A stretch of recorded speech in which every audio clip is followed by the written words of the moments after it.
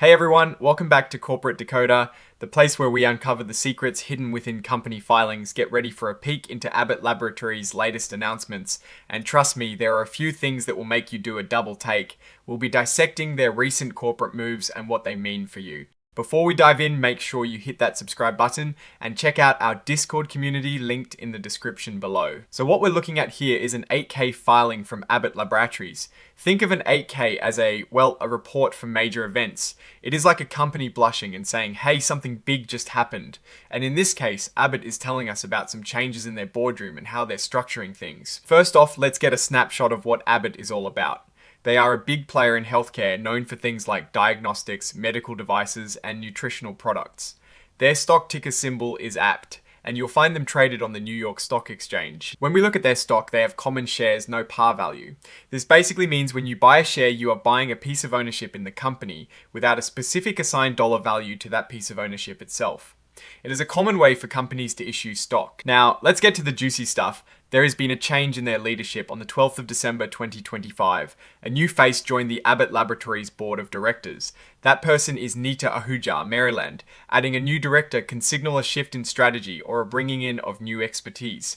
We're talking about someone who joins the group that oversees the entire company's direction. But that is not all. The company's bylaws, which are like the rulebook for how the company is run internally, also saw an update effective the 12th of December 2025. They decided to increase the size of their board of directors. It used to be 12 people, but now it will consist of 13 persons. This change is small but significant. It suggests they might be looking to expand their oversight, perhaps bringing in more specialized individuals or preparing for future growth. It is like deciding to add another seat at the family dinner table to make sure everyone's voice is heard. And to make sure everyone knows about this updated rulebook, they've filed the amended and restated bylaws. This is basically the official updated version of their internal operating manual. It is all about transparency, letting everyone see how the company's inner workings are evolving. Now you might be wondering, where are the numbers? Well, this particular 8K filing isn't primarily about deep financial results like a quarterly or annual report. Its focus is on significant corporate events. We're talking about leadership changes and internal rule adjustments. The financial health details would typically be found in their broader filings like a 10Q or 10. However, these kinds of changes in leadership and governance can certainly influence future financial performance. So, what does this all mean for Abbott Laboratories on the surface? These are changes to the company's governance structure. Bringing in a new director like Dr. Ahuja and expanding the board headcount signals a commitment to robust oversight and potentially new perspectives.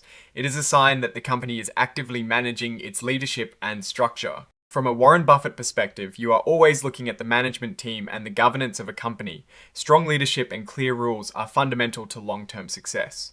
While this filing doesn't give us profit and loss statements, it shows us that Abbott is paying attention to its organizational framework.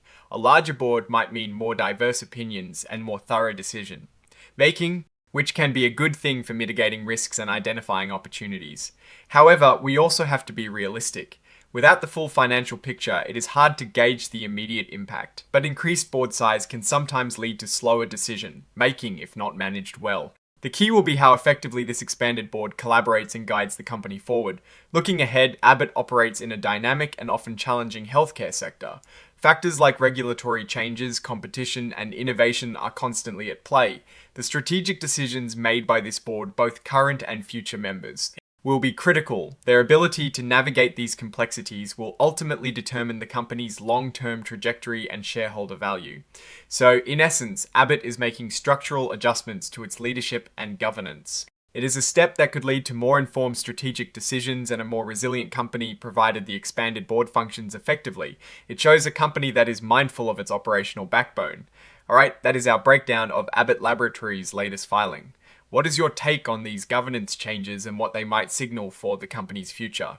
Do you think adding a director and expanding the board is a positive move? Drop your thoughts in the comments below. If this analysis was valuable, hitting that like button really helps us out, and subscribe for more deep dives into the corporate world. Don't forget to check out our Discord community linked in the description for more discussions. Thanks for watching, and we'll see you next time on Corporate Decoder.